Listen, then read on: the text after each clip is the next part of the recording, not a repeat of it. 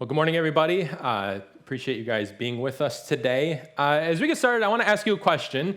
If you've ever had a time where you felt like you were being trapped in a bad situation, if you've ever felt like you were kind of walking into a situation that there was no good way out of, maybe it was like a lose-lose situation or a situation that you just thought you were kind of trapped in. Well, this happened to me back in senior year of high school. What had happened at the time is I wanted to do something, and I was trying to remember, and I cannot remember what exactly it was, but I was trying to either buy something for my girlfriend at the time, who's now my wife, or take her out on a date or something, but I didn't have the money to do it. And at the time, I had a job, I worked, but I didn't make much, and so I had a buddy that worked, had a better job than I did, and was working at the time, and I'd kind of mentioned to him how this is something I wanted to do, and he was like, well, I'll help you afford it, I'll help you pay for it. Like, I don't want you to give me money because that's awkward, and I don't want you to loan it to me either because I didn't make much money. I didn't know when I could pay it back. He's like, well, how about this? I have something that I need done, so you do me this favor, and then I'll give you the money that you need. I was like, all right, that's fine. I'll help you out. You help me out. It'll be a good deal. So what he said is he lived in this town in Michigan where I'm from called Farmington, and there's this little theater in Farmington that shows like old movies and only has 1 or 2 screens. And he said, tonight, after dark, go to the theater, and outside the theater, there's this trash can.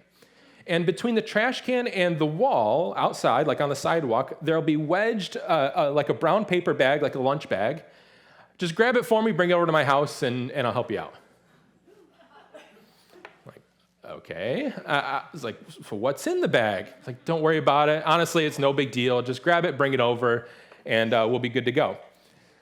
I'm like, okay, I guess. And the whole day I'm thinking, like, this kid, he never got in really any trouble. He was always like a very straight-laced kid, didn't get into any of the dumb stuff that a lot of the rest of us did. So I was like, I'm sure it's nothing weird, but this is kind of weird.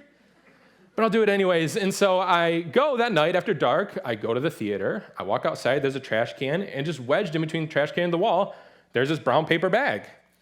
Like, okay, so I just kind of inconspicuously grab it, pretend like I'm just doing my own thing, and just hurry up to my car. And in my car, I open it up, and it's full of cash. And I'm like, what? Now, I didn't count it, but at the time, we're probably 17 years old. Any amount of cash is a lot of cash.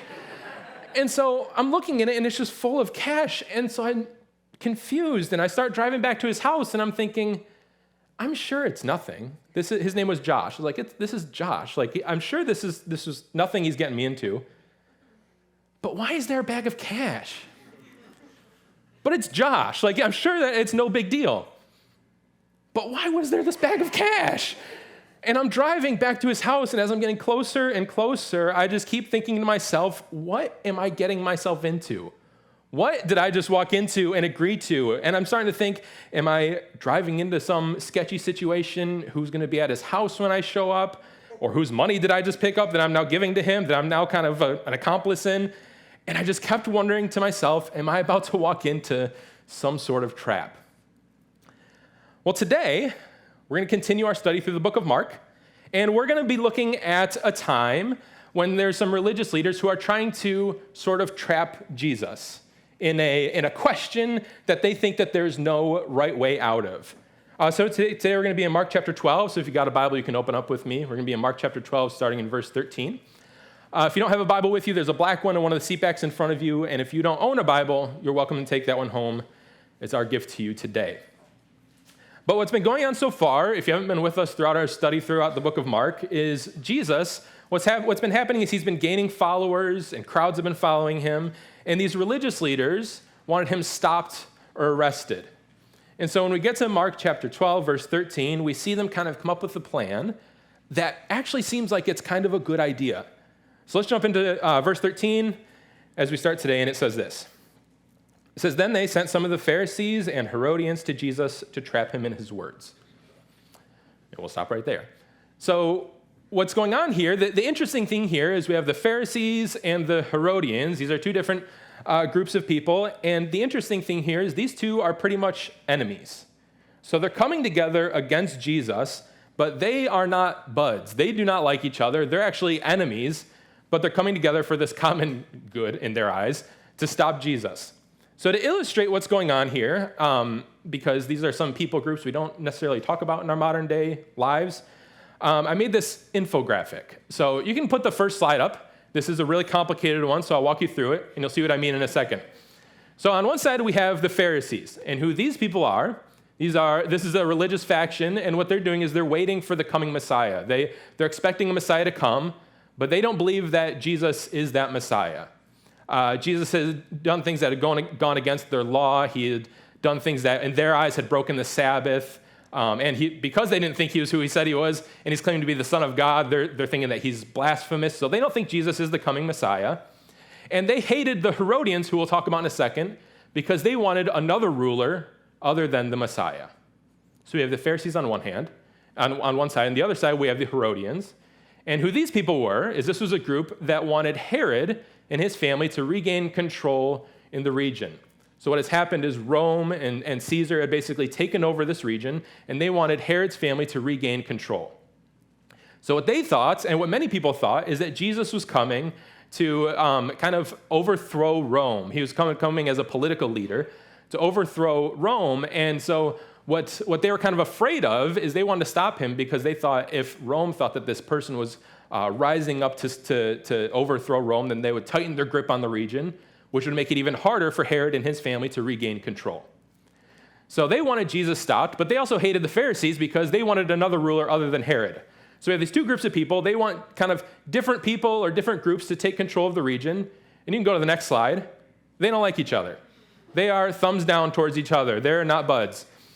But in this case, you can go ahead to the next one.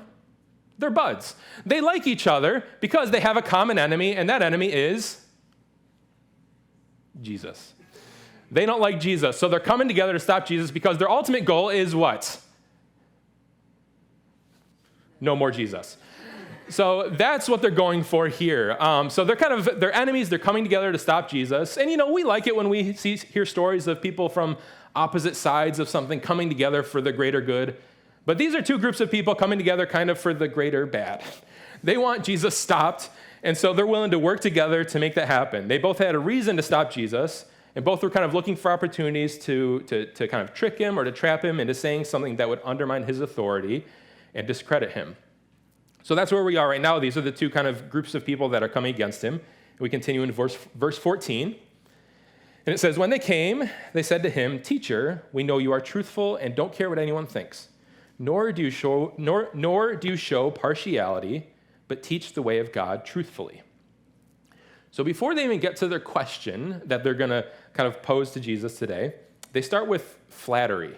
And they're kind of insincerely acknowledging these positive attributes about Jesus. Now, the interesting thing here is everything they're saying about Jesus is actually true.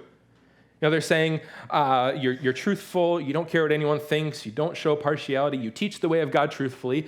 They're saying these things that are true, but what we know about them is they don't actually believe the things that they're saying, because we can see that in what they do and how they live, but they're actually saying true statements about Jesus. See, everything they said about him was true, but it's obvious they didn't actually believe it.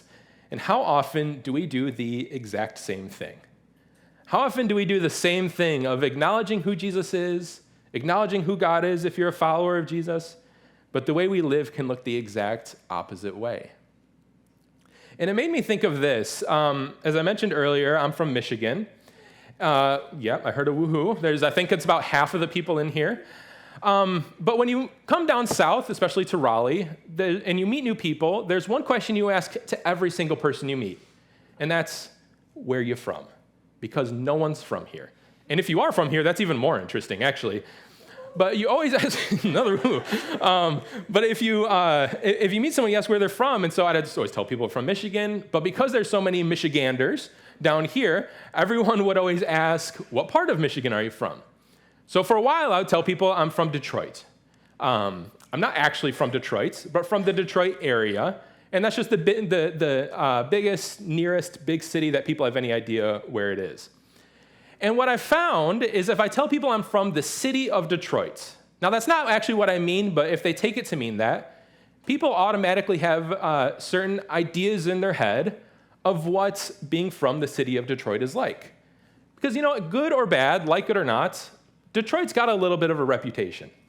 It's It's had its challenges. Some not its own fault, some are its own fault, but it's a city that's had a lot of corruption and has kind of crumbling infrastructure, and a lot of negative things have happened to the city.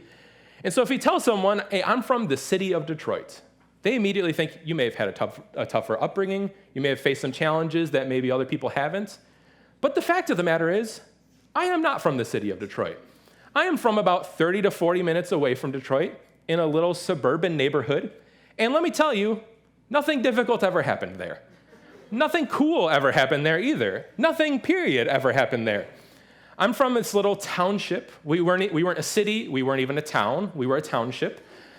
And growing up, right now it's kind of more suburban, but growing up, it was a little more rural. There weren't as many things out there. And across the street from my parents' house was, when I grew up, and still is, a farm. Across from the farm, there's an apple orchard. Nothing really ever happened. The biggest news that happened in the neighborhood was when kids like me would ride our bikes through the woods and leave something there, and people would get upset about it. Or we'd be out after dark or something like that. Nothing really ever happened. In fact, the road leading into my neighborhood growing up is called Martindale. And so our neighborhood was called Martindale Meadows. So that should tell you about where I grew up. That's what we were called. But the fact of the matter is, if people think I'm actually from the city of Detroit, that's just very different than what the actual reality is. The reality is growing up in the Detroit area is not the same, or the Detroit area, so to speak, is not the same as actually growing up in the city itself. And in the same way, what's happening here is they're acknowledging something about Jesus, but they're not actually living it out. And what we can see is those aren't the same things. Or to put it another way, acknowledging who Jesus is isn't the same as actually living for him. Acknowledging these truths about Jesus, acknowledging these truths about God is not the same as actually living them out. See, Scripture is full of people who acknowledge who God is, full of people who claim certain attributes about God, but live in a way that goes directly against what they're saying. And we can do the exact same thing. You see, for the majority of my life, pretty much any point in my life, if you were to ask me, and if I were to be brave enough to be honest with you, I would have told you, yeah, I'm a Christian. Yeah, I'm a follower of Jesus. Yes, I believe in God, those sort of things. But if you were to kind of plop yourself down at many points in the timeline of my life, not ask me any questions, but just look at the way I lived, you would see something that told you the exact opposite. The exact opposite, because the fact of the matter is, I could easily claim to follow Jesus. I could easily claim certain things that I knew to be true about God, but living them out is a different story. And that's what we're seeing here. They're acknowledging who Jesus is, but their lives and actions show that they don't actually believe what they're saying. So we continue in verse 14 as we come to the second part of the verse, and we get to what their actual question is. They say to Jesus, they say, is it lawful to pay taxes to Caesar or not? Should we pay or shouldn't we? So this is where we get to their actual question. And we're going to take a minute and kind of have a little bit of a history lesson here, because it's easy to look at these couple verses and misinterpret them or misapply them and try and apply it to our context today and assume we know what's going on. Because you might be reading this, as I remember doing as a kid, or if you haven't heard this before, and you might be thinking, is Jesus about to tell me if I should pay my taxes or not? If he says no, I'm good. I'm out. Which you can, but it probably won't work out super well for you, so feel free. But let's look at what Jesus is actually saying here and what they're actually asking, and so we can see how we can kind of apply it today. So what's going on here is Caesar and Rome, as we talked about before, Rome had kind of overthrown this region of Judea, and they had imposed this tax on them. And this was not a tax in the sense that we see a tax today. In other words, it wasn't a tax that goes to pay for improving the infrastructure or goes towards education or anything like that. It was a tax simply because they were told to pay a tax. And so this tax that they were told to pay equated to 1 denarius a year. And what a denarius is it's a coin, and it was equal to about 1 day's wage for a laborer. So it was not a large amount, long story short. So people were not upset with it because they couldn't afford to pay it. They were upset with it because they saw it as kind of a form of servitude, that they were told to do this thing and they were getting nothing in return for it. Now, it's not a perfect example. Trying to take things and directly kind of interpret them today never really works out super well because we're in a different world. But if you kind of think of it like this, you kind of think of it, we're in the U.S., and if another country or another ruler was to completely overthrow our country, overthrow our government, and they imposed a tax on us that we had to pay to them, and it was for no other reason other than having to pay it. It didn't go towards anything to better the country. It didn't go towards anything that we could see. It just went, we had to pay it because we were told to pay it. And to make it even worse, it was paid with a coin that had the image of Caesar on it. So it had the image of this other ruler on it. So I have a picture of one. You can go ahead and put that slide up. So this is a picture of what a denarius would look like. And to make things even more complicated for people and for Jesus in answering this question, the image on it is of Caesar, and it had an inscription on it that said, Tiberius Caesar, son of the divine Augustus. So the implication here is that Augustus is God or a god, and Tiberius is the son of God. And what many people thought is paying this tax or using this form of currency was acknowledging that as being true. So they're asking Jesus this actually kind of difficult question, and the tough part is there's no real right answer that Jesus can give. If he says don't pay, he could be arrested. He likely would have been arrested. If he says pay, then he would likely alienate some of his followers and lose people that didn't like the tax. So regardless of his answer, he would have been seen as siding with one group of people. We had the Zealots who hated the tax and absolutely refused to pay it. We had the Pharisees who saw the tax as humiliating but were willing to pay out of respect for the law. And then we saw the Herodians, which would have had no problem paying it. So regardless of what Jesus says, he has to side with one group and alienate the others. And so Jesus is in kind of a tough situation here, at least from our perspective. Then we continue in verse 15, and we see what happens next. It says, but knowing their hypocrisy, he, being Jesus, said to them, why are you testing me? Bring me a denarius to look at. So they brought a coin. Whose image and inscription is this, he asked. Caesar's, they replied. And what's interesting here is Jesus doesn't have a denarius or one of these coins on him, but asks them for one, and they pull one out, and the implication here is they have one, so clearly they're not actually interested in the answer to the question. Clearly they have one, they're using it, they would use it to pay this tax.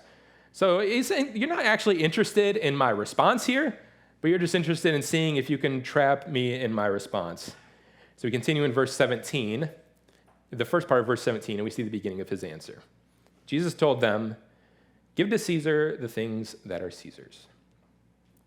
So a coin with the ruler or the leader's image and inscription on it would have literally been seen as his own property, even while it's in circulation. So Jesus is simply affirming that people have an obligation to the state to return to Caesar what actually belongs to him. And before getting to the second part of Jesus' response, I think it's important to acknowledge what Jesus didn't do here. In saying to give to Caesar the things that are Caesar's, he's saying that he's not here to form any sort of government. In other words, he's not here to overthrow the government, as many people thought he was and wanted him to do, saying he's not here to overthrow the government or form any sort of theocratic rule. See, what Caesar was doing here was clearly wrong. Clearly sinful. He had created something with an image of himself, saying that he is the son of God, essentially, and that Caesar, Augustus, was God. Clearly wrong, clearly sinful, clearly idolatrous. But Jesus doesn't tell them to go against it. He doesn't tell them to overthrow them. He doesn't say what he's doing is wrong, so you need to turn against them. He says that they need to continue to pay it. And so what I want us to see here before we get to kind of the bigger idea of what Jesus is saying, but what I think it's important for us to see here is that Jesus is more concerned with our hearts than our nation. And let me explain what I mean by that when I say that. Don't get me wrong. I do not think it's wrong to care about our nation. I don't think it's wrong to care about politics. I think all those things are important. I like America. I'm from here. I don't plan to leave. I think we've done a lot of things wrong, but a lot of things right too. And so this is not a thing of me saying you should just not care about where you're from or anything like that. But we can see Jesus time and time again addressing individual actions and motivations and not trying to overthrow or overturn a government that was repeatedly doing things that would go against what we would think would be God's will. See, Jesus is more concerned with the heart of an individual and that we're living in a way that honors God. Again, don't get me wrong. I think politics are important. I think our country's important. And I don't think Jesus would say it's wrong to care about those things. In fact, I think he would say the exact opposite. But Jesus is so much more important than our political parties, than our nation. And he's concerned with our hearts and that we're living in a way that honors him. So as we finish up today in this little short section that we're reading, let's jump into the last verse of verse 17. We see Jesus make his final point here. So he said, give to Caesar the things that are Caesar's. Then verse 17, Jesus, he continues, he says, give to Caesar the things that are Caesar's and to God the things that are God's. And they were utterly amazed at him. So what Jesus is doing here is it's actually brilliant. He's in just this short few sentences, he's dividing Caesar from God. You know, the implication of the coin is that Caesar claimed to be a god himself. And so Jesus is dividing the two, saying, give to Caesar things that are Caesar's. Oh, but also give to God the things that are God's. In other words, these are not the same being. These are not the same entity. And so what does it mean to give to God the things that are God's?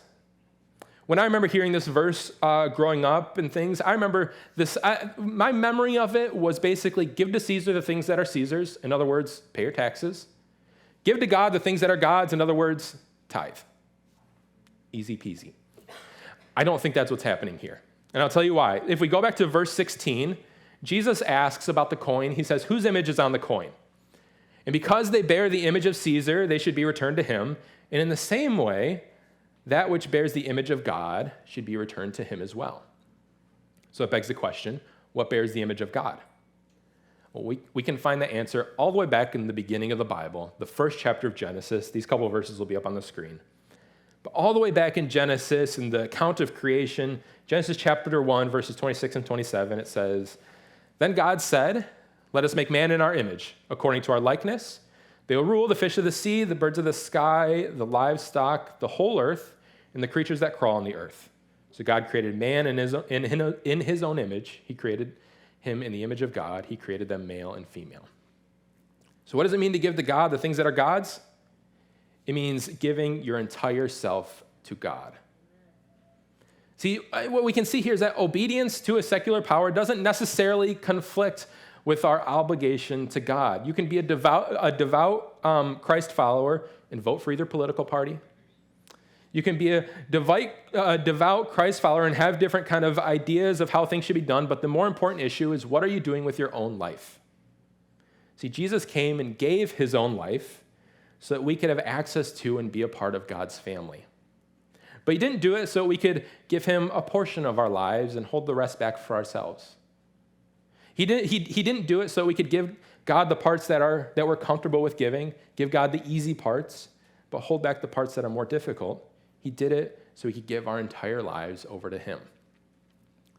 So let's go back to that story I was telling you at the beginning of the message.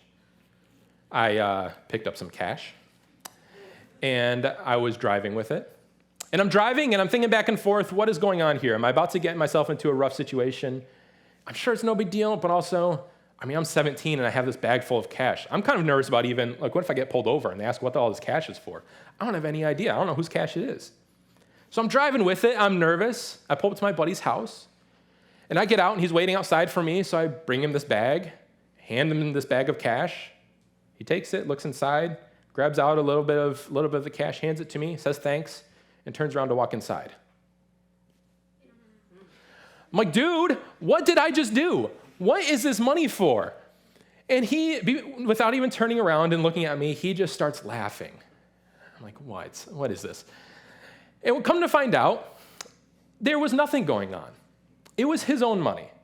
He knew that I needed to borrow some money or knew that I needed some money. So he went a little bit before I did to the theater, got some cash out of the ATM, shoved it in a bag, and shoved it behind a trash can, and then just went home to wait for me to bring him his own money back. Like, dude, you are trusting. We are 17. Like, we do not have much money to play with here, but thanks. But what happened here? See, for a short time, I thought I earned that money. I didn't like the way I earned it, but I thought that I was doing him a favor and deserved the money because of what I did for him. I thought this was an even trade. I do something for him, he does something for me. But in reality, after finding out what was actually going on, I didn't earn anything. I did nothing. I gave him his own money back. I basically went to the ATM, took money out, and then handed it back to him and said, here's your own money. I did nothing to earn what I was given from him. And you see, this on a much, much, much grander scale is what Jesus has done for us. He gave so much more than money, but he gave us everything to you and to me, even though we did absolutely nothing to earn it, even though we did absolutely nothing to deserve it. And it can be easy sometimes thinking that I did earn it. It can be easy sometimes thinking, well, I did all these things, so I know I don't actually earn it, but I've done all these things, so I think I'm kind of okay. But we can see is that we've done absolutely nothing to earn it. And Jesus came and died this literal death and gave his life, and he faced separation from God. He died in a way, not in the sense that we think of death, but he faced total separation from God, took the sin of the world on his shoulders, and he did so not to create an obligation in us where we have to start living for him, but he did so that we can have the opportunity to live for him. Because of his death and his resurrection, we have the opportunity to live for him, not because we have to, but because we get to. You see, what I want us to see here is that Jesus deserves your whole self. Jesus deserves your whole self. He gave his life for you and for me, and he gave us this opportunity to be a part of his family, and because of that, he deserves everything. He deserves everything in return, not just the parts that are easy for us to give or the easy for us to surrender over to him, but every part. Now, I understand it's easy for me to get up here and say that. Give God everything. Cool. And then leave. What does that even mean? What does it mean to give God everything? Is that like I need to sell everything I have and go and give everything away, or I need to just walk away from my family so that God can have everything in my life? What does it actually mean to give everything over to God? What I think it means is that we can look at areas in our life, we can look for areas in our life that we haven't handed over to him yet, and we can start there. See, life completely surrendered to Jesus means not holding on to old habits or old kind of areas of our life that we don't want to turn over to him. See, what would happen if we looked at our own lives and we pulled back the curtain on our own lives? And everything we are hiding from God or kind of refusing to let God be a part of, or everything we are hiding from people was exposed. What would our lives look like? I think the question that we need to be asking ourselves, I think it's an important question to regularly ask ourselves, including myself, is what am I holding back from Jesus? What am I holding back from Jesus? What haven't I surrendered to him yet? What habits or things am I still holding on to, even though I have a relationship with Jesus? And I allow him into certain areas of my life. It's not like I block him out of everything, but what areas am I still holding back from him? Am I holding back my relationship with somebody? Am I in an unhealthy relationship that I don't want to let Jesus be a part of? Or am I in a relationship that, if I let Jesus be a part of it, then there's probably some things we need to do differently, and that would be uncomfortable? Am I holding back my political views from Jesus? Do I actually have relationships and love people that are on the opposite side of the political spectrum from me? And I want you to hear me. When I say love people, love doesn't mean just being nice from afar. But do I actually have relationships and are close with people who have differing views than me? Or am I just nice when I pass them by, but I don't actually want to get too close to them because that might challenge some of my own beliefs? Do I hold my money back from Jesus? Whether I have a little or a lot, am I trusting him with what I have? Or am I refusing to let Jesus be a part of that area of my life? Am I holding back certain habits or addictions from him? Am I holding back certain things that if I let Jesus into this part of my life, it's going to make things really uncomfortable? That means I might have to be honest with somebody about the things that I'm struggling with. And you know what? It's just easier to hold it to myself. It's easier not to let people in on that part of my life.